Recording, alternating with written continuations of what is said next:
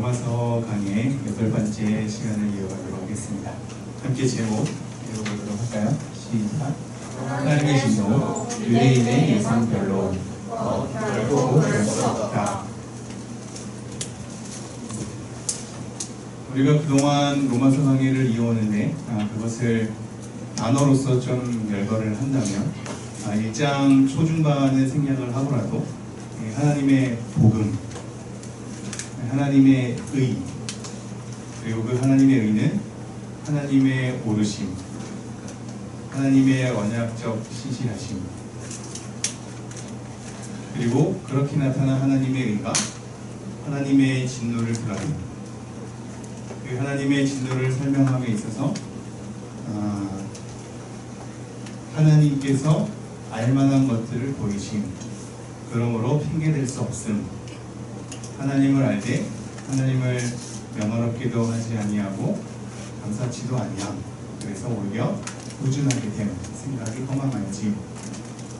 그러한 우리 인류 앞에 하나님의 내버려 두심, 그리고 그러한 내버려 두심의 결과가 순리를 영리로 하고 21가지의 죄악을 더함, 그리고 그러한 죄악들 앞에 그것을 옳다 여기는, 그리고 적극적으로 지지하고 그것을 응원하고 독려하는 우리가 생겨나, 그로 하여금 죄가 더 팽배해지고, 그리고 또 다른 집단이 생겨나는 건 죄를 지적하는 우리들의 생겨남이 본인들은 그 죄에 속하지 않는다고 착각함으로 볼 수가 있죠. 그래서 결국은 행한 대로 보응받음, 율법 있는 자는 율법으로 인해서 망하게 되고 율법 없는 자는 그 율법 없음으로 망하게 되는 결과에 이르러, 이 이제 그동안 우리가 좀 살펴본 내용을 중요 단어로 한번 열거를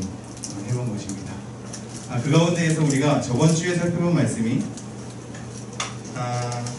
이방인에 대해서, 이방인이 율법을 몰랐는데 하나님 앞에 심판을 받는 것이 과연 합당하냐, 좀 억울하지 않느냐. 나는 율법을 알지도 못했고 율법을 들은 바도 없고 율법에서 어떻게 살라고 요구를 당한 바도 없는데 하나님의 진노의 그 심판 앞에 놓인다는 것이 좀 억울하지 않느냐라고 얘기할 때 하나님께서는 오히려 이방인이 가지고 있는 그 도덕법, 자연법, 그리고 그들의 양심, 이성, 마음으로 말하는 바, 그들이 심판받기에 충분한 근거가 된다 라는 것으로 일가를 했으며, 그거 외에 또 다른 억울한 무리들이 생겼으니 그게 저번 주에 이제 살펴본 거죠.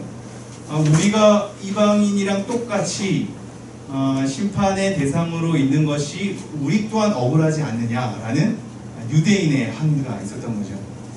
유대인들이 우리가 똑같이 이방인의 자리에서 하나님의 심판의 대상으로 있는 건 억울하다 라고 얘기를 했을 때, 유대인들이 물론 하나님을 자랑하는 바가 있었고 율법을 의지하는 바가 있었고 또 율법의 교훈을 받아서 하나님의 뜻도 알고 하나님의 어떠한 것을 분간할 줄도 알지만, 그것이 그렇지 아니하는 스스로 착각일 수도 있고, 아니면 정말 그러한 삶이 녹아져 있으나 그럼에도 불구하고 그 모순성이 있으니 그들 또한 하나님의 진노 앞에 벗어날 수 없다라는 것을 우리가 내용으로 살펴봤었죠. 그래서 그 유대인들이 율법의 교훈을 받아서 자기가 하나님 앞에 정직하게 대하려고 하니 어느덧 그 자리가 선생의 자리에 있었던 거죠. 그리고 어두움의 빛의 자리에 있었던 거고, 어리석은 자의 선생, 우둔한 자의 교사의 자리에 있었던 거죠. 그리고 그러한 자리에 있었던 자기 스스로의 자리매김을 통해서 스스로 내가 그러한 교사로 서 있다라는 스스로에 대한 자기 과신이 생겼다고 했습니다. 그리고 그런 과신 앞에 바울이 논증하는 바는 다른 사람을 가르치는 너가, 두 번째, 도둑질하지 말라 선포하는 너가, 세 번째, 간음하지 말라 말하는 너가, 네 번째, 우상을 가증히 여기는 너가, 다섯 번째, 율법을 자랑하는 너가 라는 논증을 통해서 교사가 아니라 할지라도 선포한 적이 있고 하나님의 말씀을 얘기한 적이 있고 우상을 가증히 여긴 적이 있고 하나님의 율법을 자랑한 적이 있는 너가 그 모순성 앞에 피할 수 없으니 하나님의 진노를 피할 수 없다 라는 것을 우리가 지금 확인하고 있습니다. 그래서 결론적으로 이렇게 얘기하죠. 표면적 유대인이 유대인이 아니요, 즉 눈에 보이는 바, 그러한 겉으로 드러나는 바, 보이는 것으로서의 유대인이 유대인이 아니고 표면적 육신의 할례, 이 겉으로 드러나는 육신의 할례가 아니다. 오직 이면적, 즉 우리 내부, 우리 안에 감추인 것으로, 감추인 유대인이 유대인이며 할례는 마음에 할지니, 겉에 육신이 아니라 마음에 할지니 영에 있고 율법 조문에 있지 아니한 것이라. 성령을 통해서, 이 글로 적은 율법 조문이 아니라 성령을 통해서 우리에게 진정한 유대인이 되게 하는 것이 있다고 했죠. 그래서 그러한 칭찬, 그러한 인정은 사람에게서가 아니라 다만 하나님께로서다 하는 것으로 마치고 있습니다. 그러면 이제 이렇게 우리가 얘기를 할 수 있죠. 정말로 유대인마저도 이방인과 더불어서 심판의 자리에 있는 게 조금 억울했었는데, 우리의 모순성, 우리의 과신, 자기 과신을 보노라니 우리 또한 그렇게 살지 않았음이 드러나서 우리가 진노의 대상이 될 수밖에 없다. 그렇다면 우리가 유대인으로 있는 게 도대체 무슨 유익이 되는가를 질문을 하게 되는 거죠. 지금 오늘 우리가 보는 본문은 사실상 4가지 질문으로 되어 있습니다. 4가지 질문으로 되어 있는데 그 4가지 질문은 사실상 바울이 스스로 예상한 질문이기도 한 동시에 그러한 질문이 실제적으로 있기도 한 질문이기도 합니다. 그리고 또한 더 나아가서 바울 스스로가 그 질문에 대한 의문을 품었던 내용이기도 한 거죠. 정리하면 그렇습니다. 지금 바울은 복음에 대한 논증을 펼쳐갈 때 이러한 질문이 있을 것이다 라고 예상하면서 그 질문을 펼쳐가긴 하는데, 이 질문은 예전에 바울 안에 의문으로 작용했던 질문인 동시에 바울이 머물렀던 유대 공동체 안에 이러한 질문은 실제적으로 제기되었던 바인 겁니다. 그래서 바울은 자기 스스로 의문을 품었던 것과 실제적으로 유대인 공동체 안에 제기되었던 질문들을 이제 스스로 예상한 질문으로서 꺼내면서 이렇게 변증을 해나가는 거죠. 우리가 초대교회사에서 잠깐 배웠듯이 하나님을 믿는다는 것은 우리가 믿고 있는 바에 대한 변증적 삶이랑 이어진다고 했습니다. 그리고 그러한 변증적 삶을 통하여서 내가 믿고 있는 바가 더 확고해지기도 하죠. 그러한 삶이 우리 가운데 계속 있어야, 그리고 여러분의 믿음에 대한 자기 언어화가 있어야 여러분의 신앙이 좀 더 견고해질 겁니다. 지금 묻는 거죠. 그래, 우리 유대인이 그렇게 이방인과 동일한 진노의 대상 안에서 벗어날 수가 없음을 이제 알겠다. 만약에 그렇다면 내가 유대인으로서 속한 게 도대체 무슨 유익이 있겠는가? 어떤 것이 낫겠는가? 그렇다면 그냥 유대 공동체 안에서 나와버리면 되는 것이 더 낫지 않는가? 이걸 바꾸어 말하면 이렇게 얘기할 수 있죠. 우리는 유대인이 아니니까 내가 하나님 안 믿는 비그리스도인 교회 밖에 있는 사람들과 똑같은 진노의 자리에 있다면 내가 교회에 다니는 것이 무슨 이익이 있는가?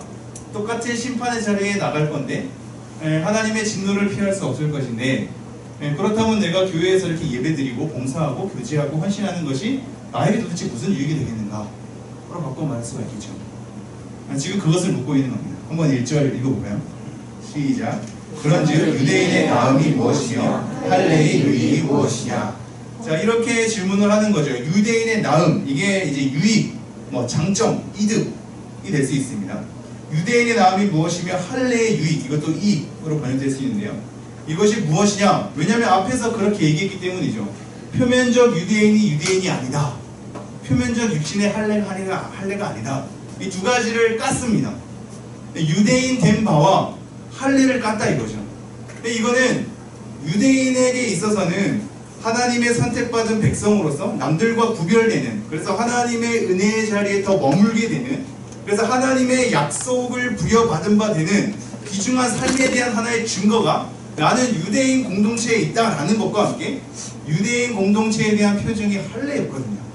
그 할례를 통해서 유대인 공동체가 됐다는 것을 확인하는 거고, 그렇게 할례를 통해 유대 공동체 안에 들어온 것 자체로 우리가 하나님의 언약 가운데 계속 머물러 있다라는 것을 확인했거든. 근데 그 두 가지를 깐 겁니다. 유대인을 깐 거고 할례를 깐 겁니다. 그러니까 이렇게 얘기하는 거죠. 그런즉 유대인의 나음이 무엇이며 할례의 유익이 무엇이냐. 도대체 우리가 나을 바가 뭐냐 그러면, 진노의 자리에 유대인이 아닌 이방인들과 함께 더불어서 그 자리에 있게 된다면 도대체 우리가 뭐하러 유대인 공동체 안에 있는 것이냐. 현대적으로 우리가 바꿔 말하면 우리가 교회 다니는 것이 무슨 소용이냐, 교회 공동체 안에 들어온 것이 무슨 이익이 있느냐로 바꿔 말할 수 있는 겁니다. 이익이 있어요 없어요? 네. 지금 논증으로 따지자면 유대인도 똑같이 진노의 자리에 있네. 그들이 뭐 하나님의 율법을 하나님을 자랑하고 율법을 어려서부터 교훈을 듣고 나름대로 또 가르치는 자리에 있고 막 그랬지만, 스스로의 그 모순성에 빠져있기 때문에, 또 자기 과신에 빠져있기 때문에 진노의 자리에 필요할 수가 없네. 똑같이 심판의 자리에 처하네. 그럼 도대체 이것이 무슨 유익이야? 유익이 없네로 가야지 맞는 논증 같은데, 2절에 뭐라고 얘기하고 있죠? 함께 읽겠습니다. 시작. 범사에 많음이, 범사에 많대요. 유대인에 다를 게 없어. 이방인이나 유대인이나 똑같아. 어차피 하나님의 진노의 자리에 서 있게 된다, 하나님의 심판의 자리에 서 있게 된다 라는 것으로 논증이 흐를 것 같은데, 굉장히 독특하게도 하나님의 진노의 대상에서 벗어날 수 없는 건 분명하나, 왜냐면 그들의 삶의 행동을 보니 자기 과신과 자기 모순 속에서 그들도 율법을 지키고 있지 않거든. 그러니까 이방인과 다를 바가 없으며, 그렇기 때문에 그 행함으로 자기 보험을 받을 땐 심판의 자리에 피할 수가 없죠. 그래서 유대인은 이방인과 나을 바가, 이익이 될 바가 아무것도 없는 것 같은데, 뭐라고 얘기하냐면 범사에 많대요. 그러면서 뭘 강조하고 있죠? 우선은 그들이 하나님의 말씀을 맡았음이니라. 자, 범사에 많다고 얘기하면서 우선은이라는 이 단어는 가장 중요하다라는 걸 얘기해요. 이게 으뜸이다. 가장 중요한 게 뭐냐면, 범사에 많은데 가장 중요한 게 뭐냐면 그들이 하나님의 말씀을 맡았음이니라 라고 얘기하고 있는 거죠. 유대인이 하나님의 말씀을 맡았다라는 것이 가장 중요한 유대인 공동체로서 속한 것에 대한 이익이 된답니다. 그렇다면 범사에 많은 건 도대체 뭐가 그렇게 많다는 걸까요? 우리 로마서 9장 4절 5절 가볼까요? 로마서 9장 4절 5절 찾으신 분들은 함께 읽어보도록 하겠습니다. 시작. 그들은 이스라엘 사람이라 그들에게는 양자됨과 영광과 언약들과 율법을 세우신 것과 예배와 약속들이 있고, 조상들도 그들의 것이요 육신으로 하면 그리스도가 그들에게서 나셨으니 그는 만물 위에 계셔서 세세에 찬양할 것을 하나님이시니라 하셨으니. 자, 지금 여러 가지 유익이 되는 것들을 열거하고 있는데, 우선 이스라엘 사람이다, 이건 유대인이랑 똑같은 거죠. 그러면서 그들에게는 양자됨이라는 것에 대한 유익이 있죠. 그리고 영광을 지닌 공동체가 되고, 언약들이 그들 안에 있는 거고, 그들 안에 율법을 하나님께서 세우시고 맡기신 바 되는 거고, 그들 안에 예배가 있고 하나님이 약속한 바가 있죠. 수많은 범사의 유익이 여기에 열거되어 있습니다. 범사에 많은 거죠. 도대체 우리가 이방인과 똑같이 심판의 자리에 있고 진노의 대상 가운데 벗어날 수 없다면 유대 공동체 안에 머문 것이 무슨 것이 유익이 될까라고 할 때, 지금 바울은 범사에 많다라고 얘기하고 있고, 이것은 나중에 로마서 뒤편에서 설명할 바입니다. 그런데 이 모든 것을 다 설명하지 않고 한 가지를 얘기하죠. 그게 뭐죠? 그게 다시 한번 본문으로 들어오면 그들이 하나님의 말씀을 맡았음이니라 입니다. 하나님의 말씀을 맡았음이니라. 하나님의 말씀을 맡은 것이 유대 공동체 안에 있는 것에 대한 가장 중요한 점이에요. 하나님의 말씀을 맡은 것. 하나님의 말씀을 맡았다라는 것은 우리에게 또는 그 유대인에게 어떠한 중요점이 있을까요? 먼저는 그들의 역사 가운데 하나님께서 말씀을 드러내시고 자기를 나타내셔서 그 조상들과 더불어 자기 정체성에 이르기까지에 대한 하나님의 흔적들이 있는 거죠. 본인들의 공동체를 통해서 말씀이 증언된 거야. 자기 스스로는 하나님 앞에 자기 모순과 자기 과신을 통해서 진노의 자리에 피할 수는 없는데, 하나님께서 이 땅 가운데 역사하는 중요한 통로로 자기 백성들을 하나의 도구로 삼으셨어요. 그것 자체가 굉장히 중요한 이익과 유익이 되죠. 이게 우리의 순나눔 가운데 나눌 하나의 질문이 되는데, 우리가 교회를 다녀도 하나님의 믿음이 없을 수 있죠. 교회 공동체는 물론 그 출발이 하나님을 믿고 예수 그리스도를 시인하는 사람들이 모인 공동체이나, 교회가 유지되면서 전도라는 것을 통해, 양육이라는 것을 통해 믿지 않는 자도 초대가 되고 그들에게 믿음을 부여해 주시는 하나님의 은혜를 구하는 공동체로서 좀 더 확대되고 있죠. 그래서 우리 이 교회 공동체 안에는 예수 그리스도를 믿는 자와 믿으려고 나름대로 또 발버둥 치는 자와 믿지 않고 다른 것에 목적을 둔 자가 다 섞여 있죠. 이러한 섞여 있음은 지극히 정상적인 것이며, 물론 이 정상적인 흐름 가운데 우리의 방향은 예수 그리스도를 믿는 방향으로 가야 할 것입니다. 근데 중요한 건 여기죠. 내가 그 안에서 예수님을 아직 믿지 않는데, 그렇다면 나는 진노의 자리에 설 수밖에 없고 교회를 안 다니는 사람과 똑같은 하나님의 심판의 자리에 서게 되는데, 그럼 나는 교회 다니는 것이 무엇이 유익인가? 로 볼 수가 있는 거죠. 바울의 논증이 따르자면 어떻게 얘기가 된다고요? 범사에 많다로 얘기가 되는 겁니다. 여러분이 이 안에 예수 그리스도를 믿지 않고 때로는 흔들리고 믿음이 없는 바처럼 생각이 되는 이 한에서, 나는 그렇다면 교회 다니지 않는 자와 다를 바가 없지 않는가? 그럼 내가 교회 다니는 바가 무슨 유익이 되는가? 라고 할 때 엄청나게 많은 유익이 되는 겁니다. 아까 우리가 로마서 9장에서 확인했다시피 하나님의 언약, 예배, 그 가운데 말씀을 받음, 말씀을 세워주심에 대한 수많은 도구로서의 역할이 이 교회 공동체 가운데 이루어지는 것이죠. 그리고 그 가운데에서 우리는 믿음이 없기 때문에 최후로 심판을 받을 수밖에 없는 사람으로 놓인다 할지라도 그 과정 가운데 언약 공동체 안에 들어있는 것은 굉장히 중요한 은혜가 있는 겁니다. 이것을 좀 더 확대해서 유아 세례가 그래요. 유아 세례에 대한 논의는 사실 할 것이 너무나 많은데, 원래 세례에 대한 일반적 의미는 본인이 예수 그리스도를 믿고 영접한 바에 따라 죄 씻음에 대한 하나의 의식을 행하는 거거든요. 본인에 대한 믿음에 확신이 있어야 돼. 그 절차는 굉장히 중요하게 이루어져야 하죠. 그것이 교회 됨을 이루기 때문입니다. 그래서 세례를 함부로 주는 것은 믿음이 없음에도 불구하고 교육받았으니까 그냥 절차대로 부여하고, 너는 어렸을 때 유아 세례 받았으니까 바로 입교나 이런 것들을 바로바로 그냥 절차 없이, 검증 없이, 철저한 확인 없이, 믿음에 대한 진정성 없이 주어지게 되면, 그렇게 주어지게 된 과정 가운데 이 사람이 교회를 오래 다니면 자연스럽게 직분을 주게 되고, 직분을 받고 나면 그 다음 직분, 이 그 다음 직분이라는 게 웃기긴 하지만요, 원래 진급 상태가 아닌데 한국 교회는 그렇게 돼 있죠.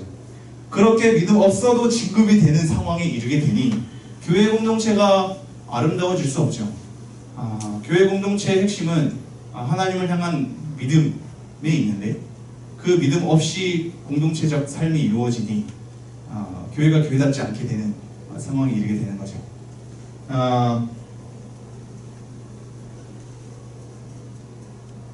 유아 세례 때문에 여기까지 왔는데요. 유아 세례가 마찬가지입니다. 세례가 원래 본인의 믿음에 대한 확인을 통하여서 죄 씻음에 대한 의식을 행하는 건데, 유아들은 자기 믿음을 고백할 수가 없잖아요. 그래서 유아 세례에 대한 근거는 부모의 믿음으로부터 옵니다. 그 부모의 믿음으로부터 유아 세례가 어떻게 주어지냐면, 본인이 하나님 앞에서 부모된 자가 내 자녀를 하나님의 언약 공동체의 일원으로 삼으며, 그 언약 공동체 속에서 하나님의 말씀을 듣고 자라는 관계로, 그래서 하나님의 말씀으로 훈육하는 관계로, 그래서 하나님께 함께 예배하는 관계로, 하나님께서 약속하신 언약이 우리 자녀들 가운데도 주어지는 것에 대한 근거를 가지고 주는 겁니다. 부모의 신앙에 따라 주어지는데, 그러다 보니까 유아 세례 당사자에 대한 믿음의 고백은 없게 되죠. 거기에 약간의 어떻게 보면 다른 쪽에서 하나의 항의를 하는 거죠. 본의 당사자의 신앙의 고백 없이 세례를 주었기 때문에 이 사람은 다시 세례를 받아야 된다라는 주장하는 무리가 있고, 유아 세례 자체를 부정하는 무리들도 있죠.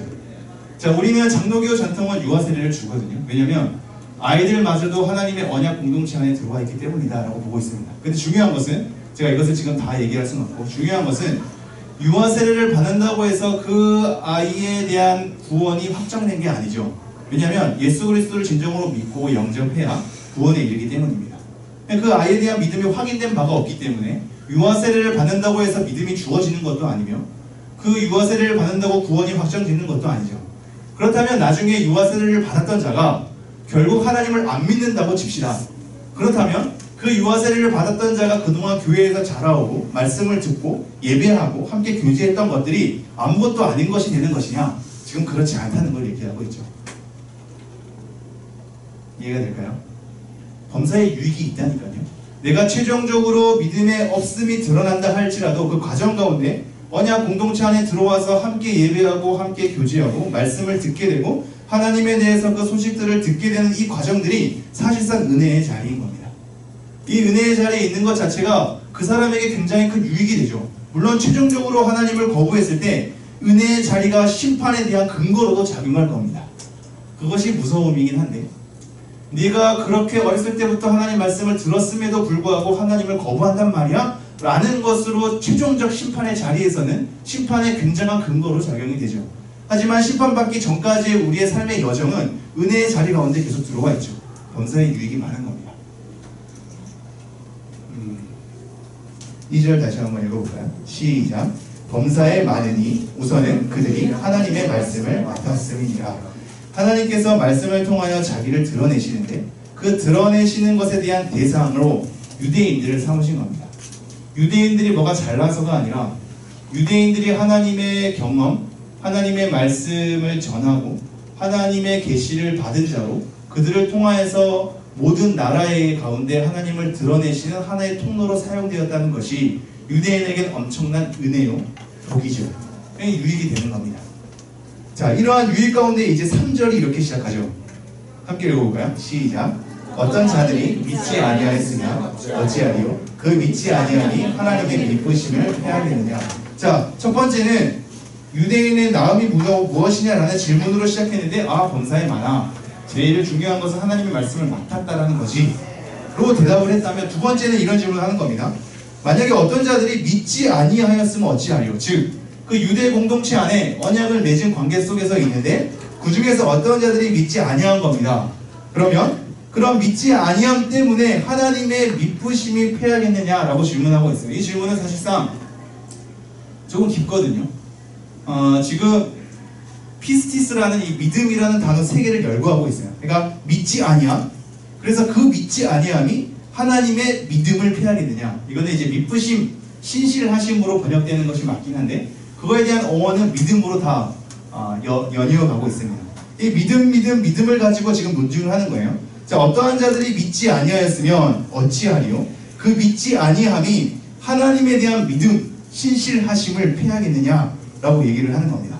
자, 이것이 어떠한 의미로 이 질문을 하게 되는 걸까요? 예를 들어서 이겁니다. 쉽게 얘기하면 하나님께서 그 공동체 가운데 하나님을 드러내시고 말씀을 맡은 자로 언약을 맺었어요. 언약을 맺었으면 하나님께서 그들에게 하시는 일이 있고 그들이 하나님께 하는 일이 있는 상호적 관계로 맺어지는 거거든요. 언약적 관계로 맺었다는 것 자체가 이미 그 구약에서 확인을 해보면 이 동물을 쪼개서 드리잖아요. 동물을 쪼개서 드리는 것 자체가 내가 이제 하나님 앞에 이 언약에 대해서 폐기를 하게 되면, 즉 불순종하게 되면 이 재물과 같이 갈라지는 것에 대한 저주를 받는 관계 속에 있게 되는 거야. 그러므로 이 언약은 사실상 일방적인 하나님의 은혜 가운데 주어지긴 하나 그 내용은 상호적 순종 속에 있는 거죠. 그리고 하나님의 약속이 있는 거죠. 그러니까 이런 겁니다. 언약을 맺는 것 자체는 우리가 하나님께 요청할 수 없고 하나님께서 일방적인 은혜로 언약을 맺게 되는데 맺게 되는 그 내용은 이제 내가 너네들의 하나님이 될 것이니 너네들은 내 백성에답게 이 말씀을 가지고 사는 순종이 필요하다라는 쌍방적 언약의 내용이 우리 가운데 주어지죠. 이해가 되나요? 하나님이 언약을 맺으러 다가오시는 것은 우리에게 나올 수 없는 하나님의 은혜로부터만 출발하고 은혜로 완성이 되나 이렇게 맺어진 관계의 내용은 상호적으로 왔다 갔다 해야 된다는 거죠. 우리는 순종해야 되는 관계 속에 있는 겁니다. 이해가 돼요? 네. 이거 이해가 돼야지 이 논증이 이해가 되는데. 그러니까 먼저 이렇게 악수를 딱 내미는 건 하나님의 호의야. 그래서 악수를 받아서 관계가 형성되면 이제 병규는 내 말에 순종을 해야 되고 또 나는 병규를 백성으로 삼아야 되는 관계 속에 놓이게 되는 거예요. 이해가 되죠? 제가 언제까지 말을 되풀이해야 되죠? 이해가 됐으면 좋겠는데.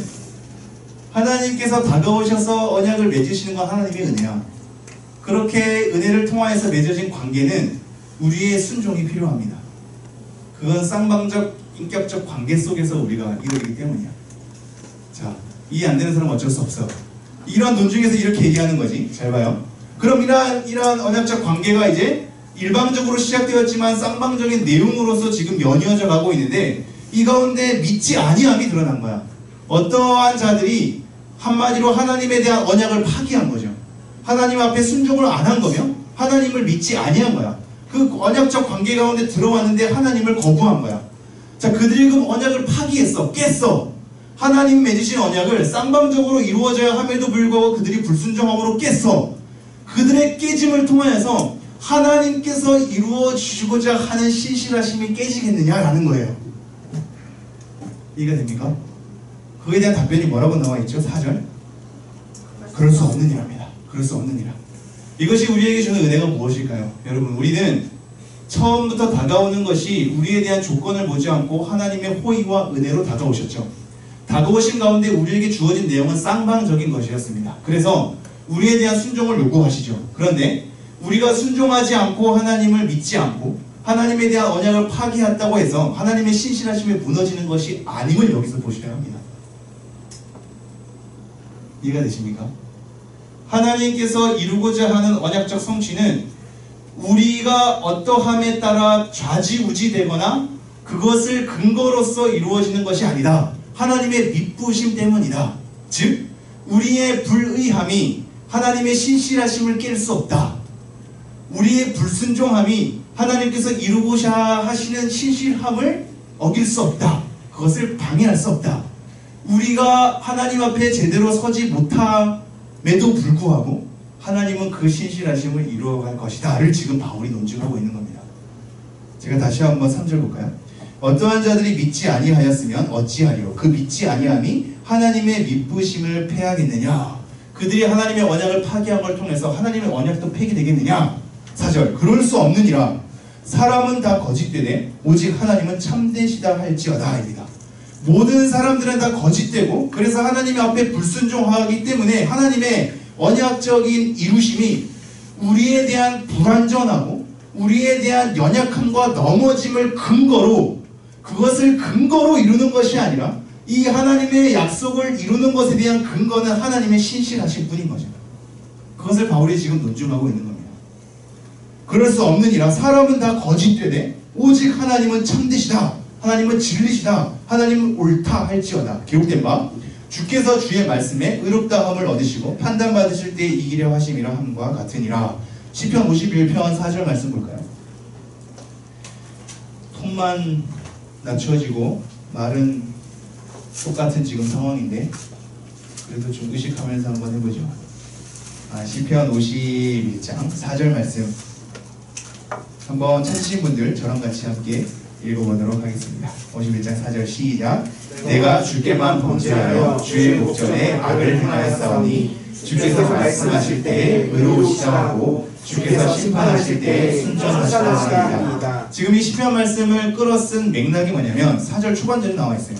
지금 이 시편 51장은 다윗이 자기 범죄함에 대한 고백, 엎드림에 대한 맥락인 거거든. 그래서 4절 초반절에 이렇게 얘기하고 있죠. 내가 주께만 범죄하여 주의 목전에 악을 행하였사오니 다윗 자신이 하나님 앞에 범죄했다는 것과 악을 행했다는 것을 고백을 하고 있어. 그런 가운데 주께서 말씀하실 때 의로우시다고 주께서 심판하실 때 순전하시다 하리이다. 왜냐하면 자기는 죄악을 저질렀죠. 자기 죄악을 저질렀음에도 불구하고 하나님은 그것을 하나님의 부족함으로 하나님의 어떤 연약함으로 나오시는 것이 아니라 자기의 죄악에도 불구하고 여전히 하나님의 오르심을 다윗이 고백하고 있는 거야. 자, 주께서 말씀하실 때 의로우시다고. 왜냐면 자기는 죄악이었거든. 하나님은 의로우신 거야. 그것을 인정할 수밖에 없는 거죠. 주께서 심판하실 때에도 나는 죄악을 저질러서 마땅히 심판 당해야 되는 거거든. 근데 하나님은 순전하신 거야. 자기 죄악을 하니까 하나님의 의로우심과 하나님의 순전하심을 지금 다윗이 고백을 하고 있죠. 이것을 바울이 갖다 쓴 거죠. 다시 한번 4절 기록된 바 주께서 주의 말씀에 의롭다함을 얻으시고 판단 받으실 때 이기려 하심이라. 나중에 이게 이길 것이라 라는 건데, 결국 우리는 믿지 아니함, 불의, 언약에 대한 파기, 불순종, 투성인데 결국 하나님은 그 말씀에 의하여서 하나님의 의롭다 하심을 온전히 드러내실 거고, 판단, 그 심판 속에서 하나님은 당연히 이기실 것이다. 하나님은 참되시기 때문이다 라는 것으로 이 말씀을 갖다 쓰고 있습니다. 자, 그러면서 5절 이렇게 얘기하죠. 시작. 그러나 우리가 하나님의 의를 드러나게 하면 무슨 말이요? 내가 사람의 말하는 대로 말하니 진노를 내리시는 하나님이 불의하시냐. 자, 여기서 또 다른 세 번째 질문이 나오는 게 뭐냐면, 그러나 우리 불의가 하나님의 의를 드러나게 하면 무슨 말하리요? 내가 사람의 말하는 대로 말하노니 진노를 내리시는 하나님이 불의하시냐. 지금 뭘 얘기하냐면 앞에 대한 논증에 따라서 이어지는 겁니다. 사실상 논증은 되게 탄탄한 거거든요. 우리의 믿지 않음, 불순종, 언약적 파기에도 불구하고 하나님의 미쁘심, 신실하심을 통하여서 하나님이 하고자 하는 그 일하심이 이루어질 것이다 라고 얘기를 하니까 뭐라고 얘기하냐면, 그렇다면 우리의 믿지 않음에도 불구하고 하나님의 신실하심을 통하여서 그것이 일어난다면 우리의 불의를 통하여서 하나님의 의는 대조적으로 더 멋지게 드러나는 것이 아니냐를 묻고 있죠. 우리의 불의가 하나님의 의를 드러나게 하면 이게 소개하고 발표되는 거거든요. 상대적으로 하나님이 얼마나 신실하신지를 드러내려면 내가 불의한 가운데 있는 거야. 내가 불의함에도 불구하고 하나님이 그것을 이루신다고 하니까 엄청나게 대조되는 극단 속에 하나님의 신실하심이 더 크게 보이는 것 같은 거죠. 우리는 연약해도, 우리는 불의해도, 우리는 불순종해도 하나님은 신실하십니다 라고 하니까 우리의 불의가 하나님의 의를 드러나게 하면 무슨 말하리요? 그렇다면 우리를 심판하시는, 진노를 내리시는 하나님이 불의하신 것이 아니냐를 묻고 있는 거예요. 이게 논증이 되게 탄탄한 겁니다. 예를 들어서 이런 거죠. 아까는, 그러니까 지금 전주에 얘기한다면 우리 유대인들도 말씀 맡은 자였지만 심판의 대상 가운데 있다며, 그죠? 근데 우리의 불의를 통해서 하나님의 신실하심이 더 드러나네? 하나님의 의가 더 드러나네? 그럼 우리 심판하면 안 되지 이라는 거예요. 이해가 됩니까? 우리의 불의 때문에 하나님의 의가 더 드러난다면 우리 심판하면 안 되는 거 아니야? 내 불의 때문에 하나님의 의가 더 드러나는데? 를 묻고 있는 겁니다. 근데 이 중간에 이렇게 얘기하고 있죠. 이 논증이 분명히 유대 공동체 안에 있었고 바울도 예수님을 믿기 이전에 이러한 의문을 품었지만 이 의문을 이미 예수님에 대한 은혜를 알고 난 바울이 조심스럽게 얘기하느라고 내가 사람의 말하는 대로 말하노니를 들어놓은 거야. 원래 원문에는 이 가로가 없어요. 없음에도 불구하고 가로를 쳐놓은 것은 이것을 좀 약간 강조하는 거지. 조심스럽게. 우리는 하나님에 대한 논증을 얘기할 때 하나님을 그냥 함부로 막 얘기할 때가 많은데, 하나님에 대한 논증, 이 논증 자체가 하나님이 그러시지 않는데 이러한 논증을 위해서 갖다 쓰는 것 자체가 너무 송구해서 내가 사람의 말하는 대로 말하는 놀이를 끼얹는 거죠. 이해가 되죠?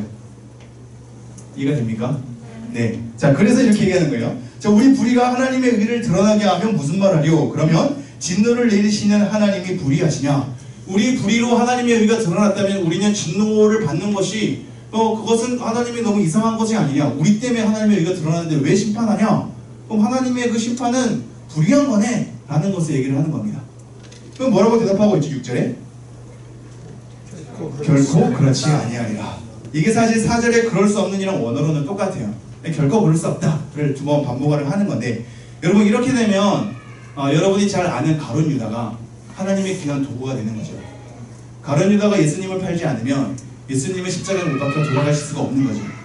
그럼 가룟 유다가 예수님을 십자가에 못 박혀 돌아가시게끔 넘겨주었기 때문에 예수 그리스도의 구속을 이룬 하나의 도구로 되는 거고, 그렇다면 가룟 유다는 하나님 앞에 칭찬을 받아야 되는 거로 논증이 이어지는 겁니다.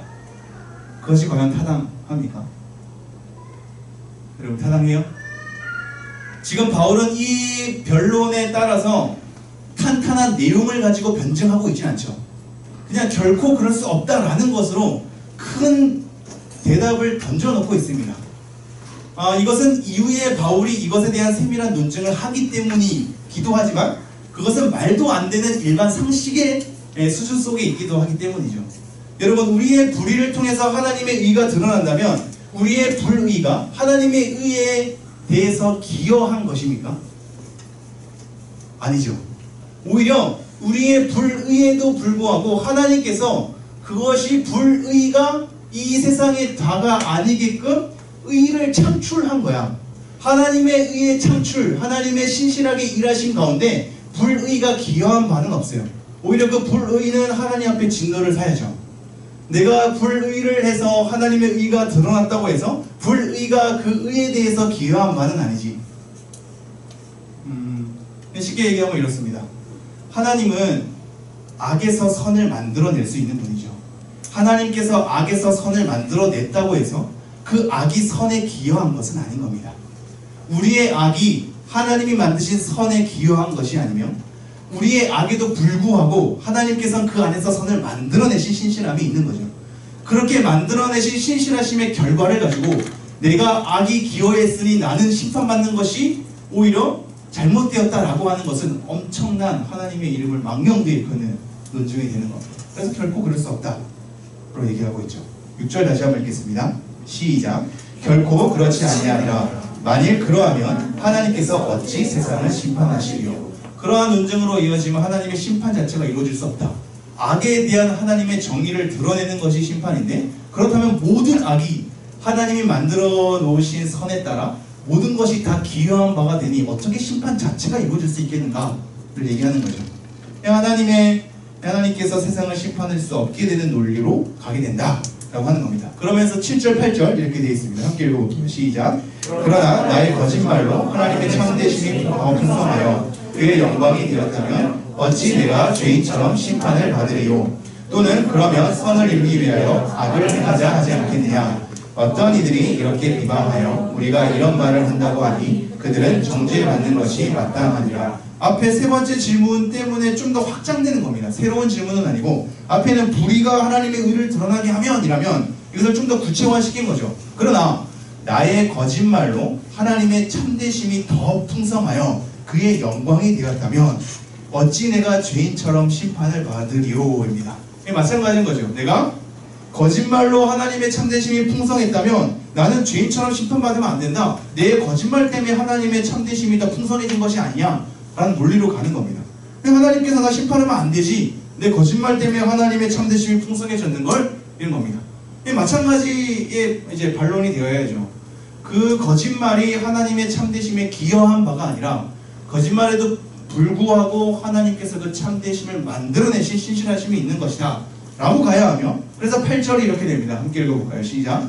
또는 그러면 선을 이루기 위하여 악을 행하지 하지 않겠느냐. 이게 두 개일 거죠.